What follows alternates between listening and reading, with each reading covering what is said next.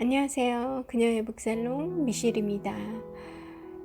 네, 오늘은 대한민국의 대표 단편소설, 오래된 단편소설 중에 한 편을 골랐습니다. 바로 현진건 선생님의 운수 좋은 날이에요. 제가 이 운수 좋은 날 읽어드리려고 제가 좀 좋아하는 소설이어가지고 읽어드리려고 팟캐스트 시작하고 얼마 안 됐을 무렵에 이 소설 검토해 봤었어요. 그런데 그러면서 다시 읽어봤는데도 너무나 또 감동적인 거예요. 눈물이 다 날 것 같더라고요. 그 작중 인물의 마음에 너무 깊이 동화가 돼서 어찌나 안타깝던지 눈물이 다 나려고 했었던 기억이 납니다. 근데 당시에 이 책을 그대로 원문을 읽어드리기에는 저한테 난관이 많았어요. 기억에 남는 제일 큰 난관으로 생각되었던 건 당시에 그 인력거꾼이 사용하던 그 용어들을 그 당시의 언어로 이 운수 좋은 날이 발표되었던 때가 1924년이거든요.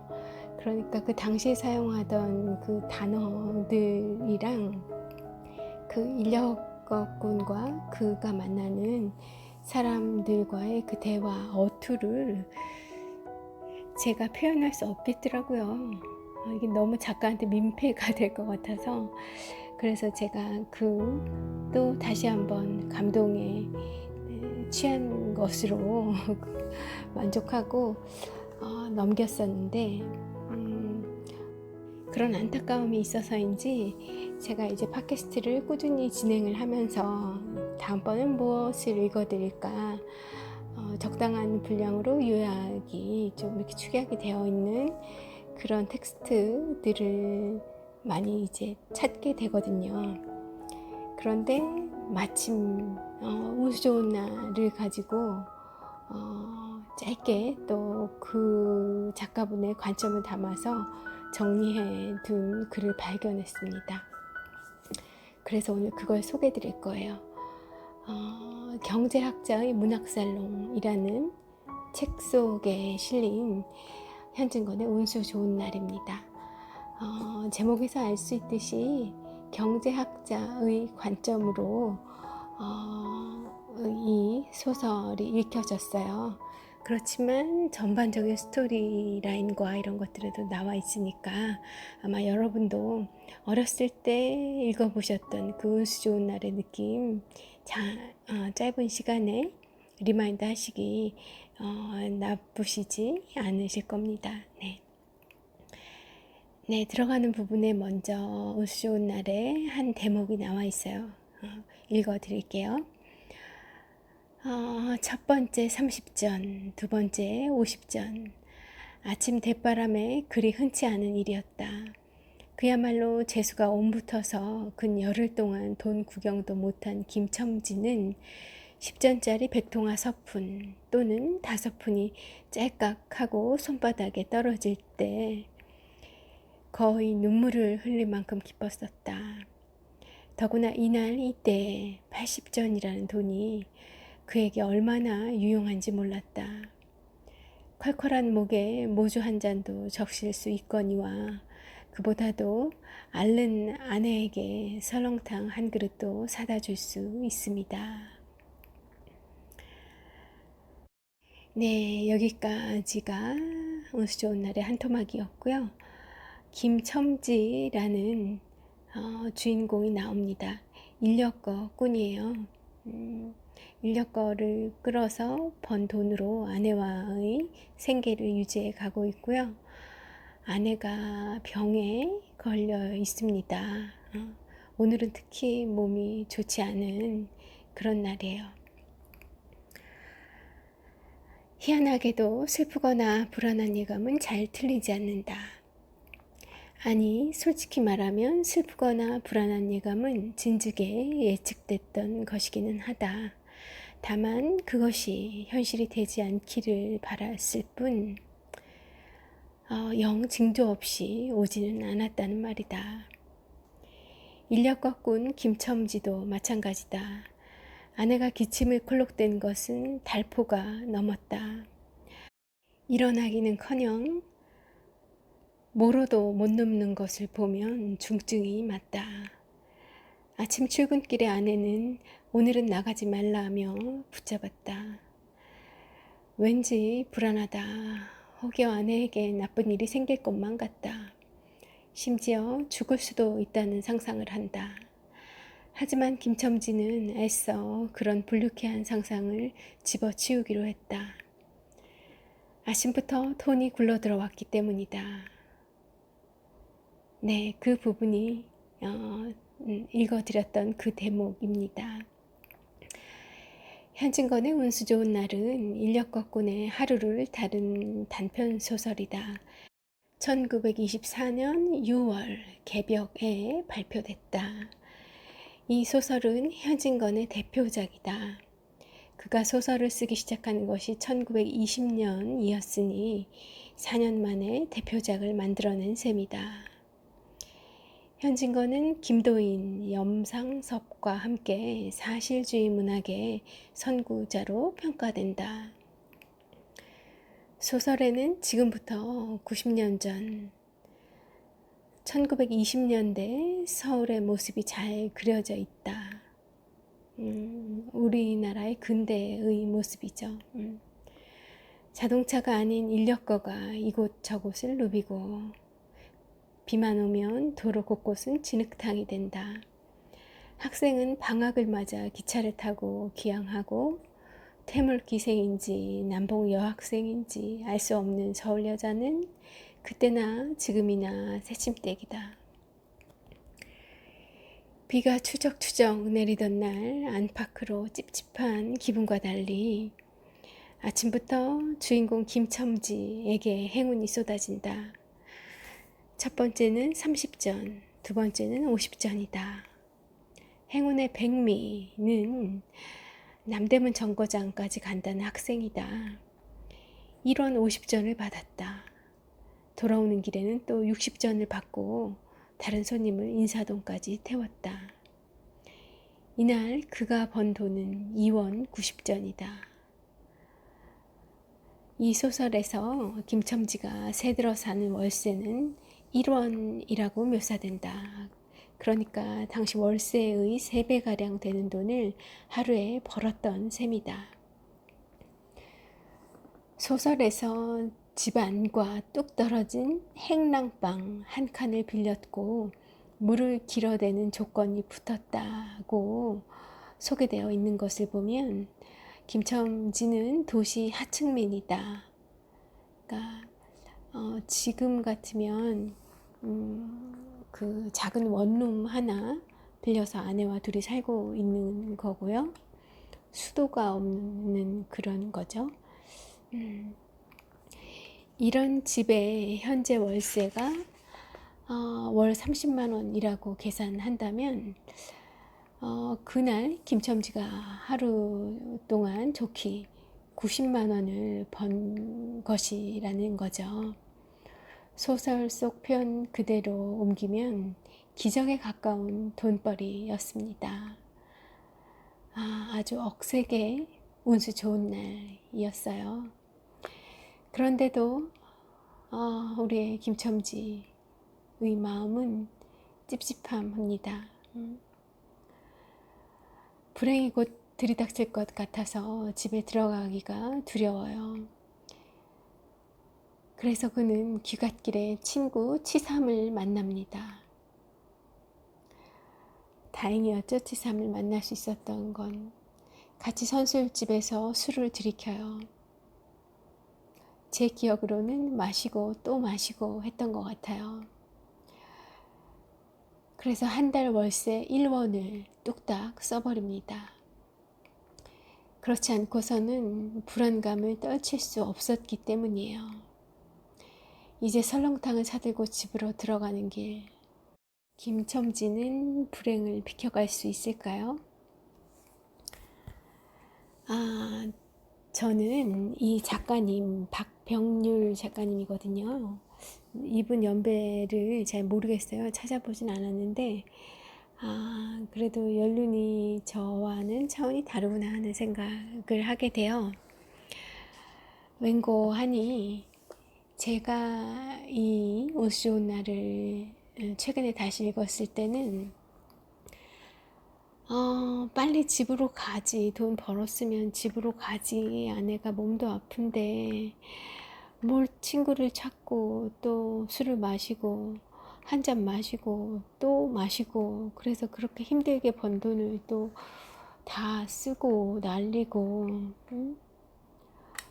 오늘 와이프 많이 아픈데 죽을지도 모르는데 빨리 좀 가지. 막 제가 애가 다 탔거든요. 애간장이 다 녹았어요. 그런데 이 박병렬 씨의 눈에는 왜 김첨지가 그러지 못하고 있는가, 김첨지의 마음속에 헤아려지셨었나 봅니다. 그 불안감을 잊고 잠시라도 이렇게 떨치고 싶었던 거죠. 피할 수 있다면 피하고 싶은 마음, 그 마음도, 이 불안감도 피하고 싶고, 정말 피하고 싶은 건 아내의 죽음을 피하고 싶었겠죠. 근데 사실 저는 읽을 때 김첨지의 그 마음까지는 헤아리지를 못했어요. 아이고, 이 남자가 빨리 들어갈 일이지 저러다가 와이프 마지막 순간도 함께 지켜주지 못하는구나.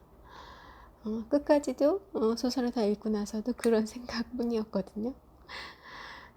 그래서 한 책을, 스토리를 여러 번 읽고 나이가 들면서 다시 한번 읽고 또 읽고, 그런 것과 또 다른 사람은 어떻게 읽었나 그걸 또 이렇게 확인하고 찾아보는 것도 재미있고도 되게 유익한 것 같아요.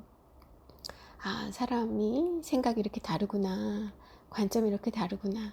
이 박병률 씨의 연배는 제가 정확히 모르겠지만 그래도 확실히 아는 건 성별이 저와 다르다는 거예요. 그래서 이 가장의 마음, 저도 가장인데 이 가장의 마음을 더 잘 헤아리셨을까요? 아무튼 다시 박병률 씨의 눈으로, 관점으로 다시 만나게 되는 이 현진건의 운수 좋은 날이 조금 다르게 제게 다가오더군요. 네, 또한 단락을 읽어보도록 하겠습니다. 소설 속의 단락을 그대로 읽어드릴게요. 그 학생을 태우고 나선 김첨지의 다리는 이상하게도 거뿐하였다. 다름질을 하다는 이보다 거의 나는 듯하였다. 바퀴도 어떻게 속히 도는지 구른다는 이보다 마치 얼음을 지쳐나가는 스케이트 모양으로 미끄러져가는 듯하였다. 얼음 땅에 비가 내려 미끄럽기도 하였지만, 네, 여기까지고요. 문장이 너무 문장이 곱지 않아요? 그런 느낌이 들어요.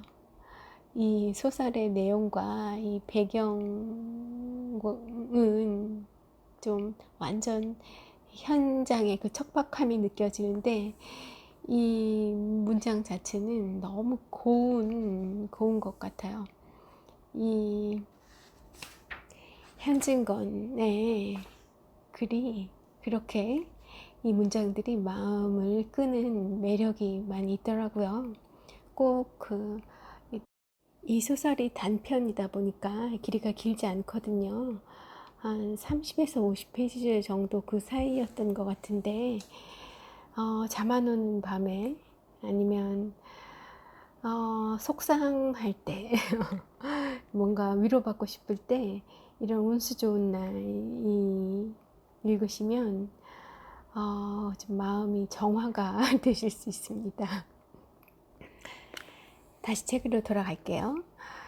행여 아내가 걱정돼 일이 손에 잡히지 않을 뻔했던 김첨지에게 신바람을 넣어준 것은 뭘까? 조금 전에 읽어드린 그 문장처럼 학생을 태웠는데도 다리가 힘든 게 아니라 달리는 게 아니라 나는 것처럼 느껴질 정도로 다리도 가볍고 이럴 정도로 바퀴가 어찌나 빨리 도는지 그 얼음을 위해서 스케이트 타는 것 같이 바퀴가 달리더라 라는 이 정도로 김첨지가 신바람이 났던 그 이유는 뭘까요? 네, 바로 인력거 삭입니다. 인력거에 대한 탄 비용인 거죠.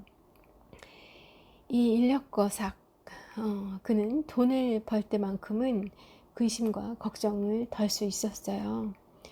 김첨지의 기분이 좋았던 이유는 손님이 많았던 것도 있지만 그날따라 자신이 생각했던 것보다 많은 삭을 받은 거예요.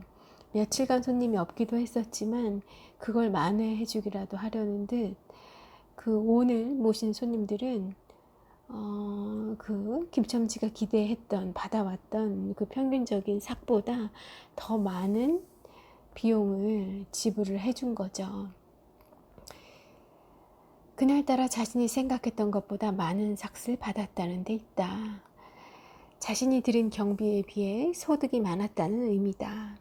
경제학적으로 보자면 김첨지는 그날 생산자 잉여를 많이 누렸다. 높은 생산자 잉여는 기분을 좋게 만든다. 그래서 김첨지가 기분이 좋았던 겁니다. 자, 이쯤에서 이 경제학과 관련된 내용을 조금 아주 그 간단한 내용들만 짚어볼게요. 이 박병률 작가님이 경제학자시잖아요.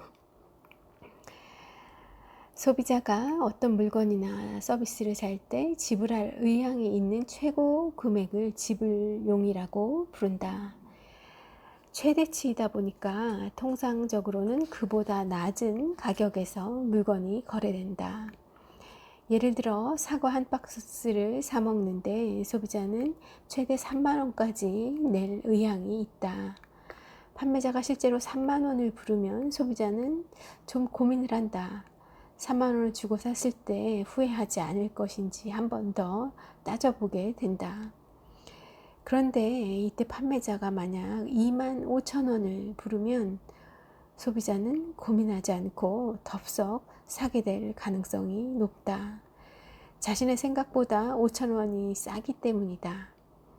역으로 말하면 5천 원을 벌었다는 생각까지 드는 것이다. 바로 이 5천 원이 소비자 잉여다. 소비자 잉여란 구입자의 지불용의에서 구입자가 실제로 지불한 금액을 뺀 차액을 의미한다. 그 돈이 소비자에게 남았다는 거죠. 원래는 내가 1만 원이면 살 수 있을 거라고 생각을 했는데 8천 원에 구매를 했다면 2천 원만큼의 소비자 잉여가 생긴 거예요. 이런 소비자 잉여는 소비자가 시장에 참여해서 얻은 이익이라고 하며 사려는 소비자가 많을수록 소비자 잉여는 작아질 수밖에 없다. 생산자 잉여, 앞서 소비자 잉여를 살펴봤고요. 반대의 관점에서 생산자 잉여라는 것도 있습니다. 바로 생산자가 받고자 하는 최저 가격이 공급용이인데요. 아무리 싸게 주더라도 이 정도는 받아야 되겠다 하는 금액인 거죠. 하지만 생산자는 실제로 이런 최저 가격을 받아서는 물건을 팔지 안 팔지 고민한다. 정말 내가 정말 마지노선이라고 부른 그 가격 정도의 거래를 원하는 손님이 온다고 하면 고민을 한다는 거예요. 이익이 너무 작기도 하고 자칫 잘못하면 손해를 볼 수 있기 때문이기도 하죠. 앞선 사과 생산자는 시장에 사과 한 박스를 내놓으면서 최소한 2만 원은 받아야겠다고 생각을 하고 있는 그런 사과 생산자가 있다고 가정을 하죠.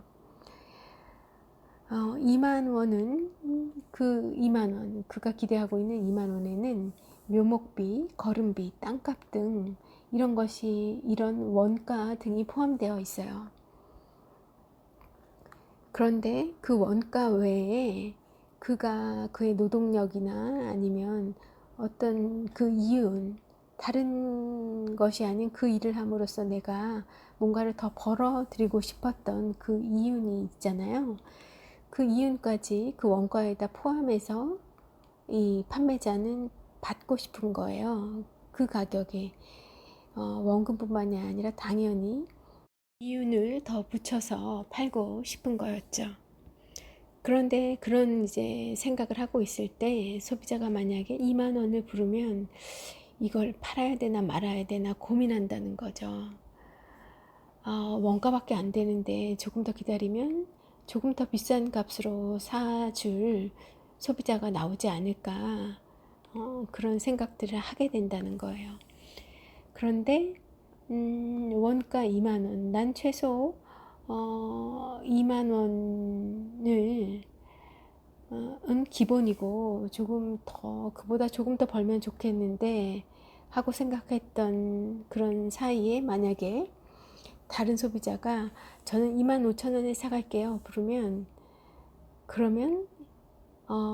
이 판매자는 고민 안 하고 바로 팔아치울 가능성이 높다는 겁니다.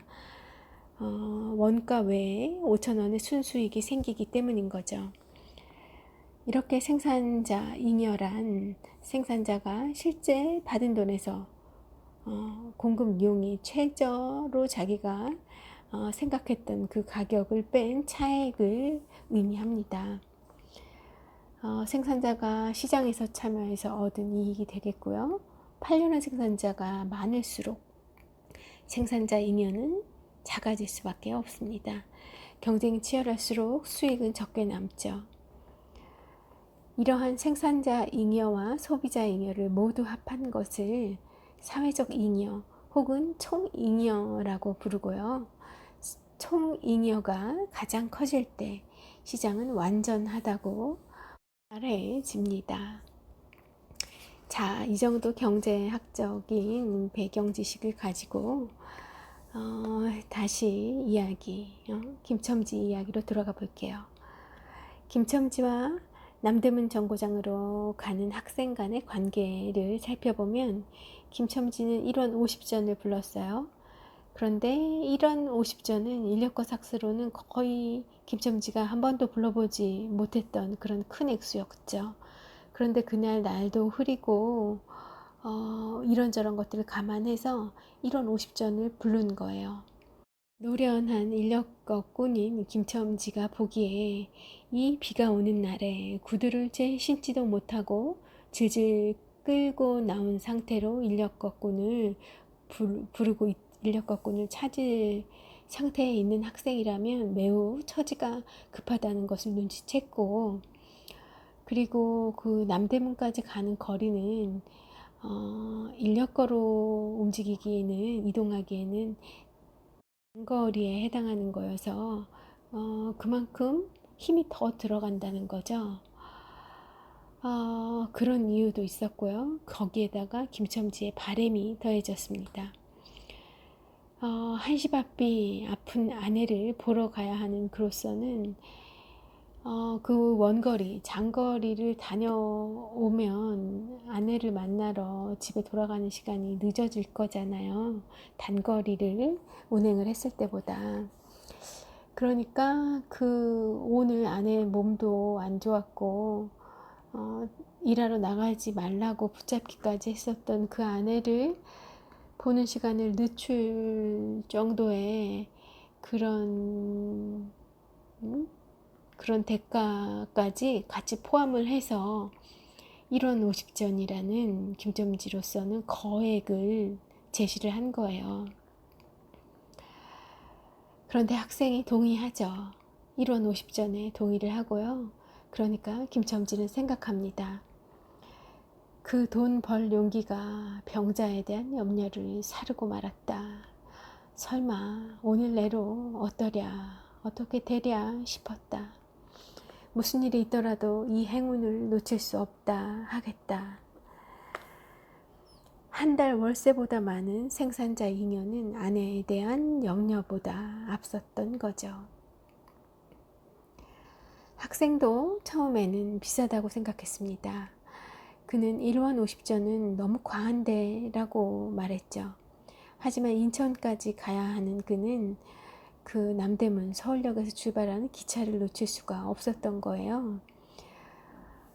소설 속에 이렇게 드러나고 있지는 않지만 밝히지 않은 개인적으로 중요한 일이 있었던 모양입니다.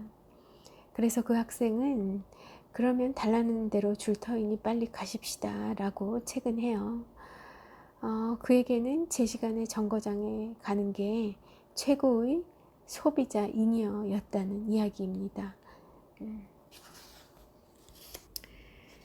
1920년대 조선인들의 일제치하에 있는 우리 국민들의 삶이 어땠는지 이 소설 운수 좋은 날을 보면 잘 알 수가 있어요.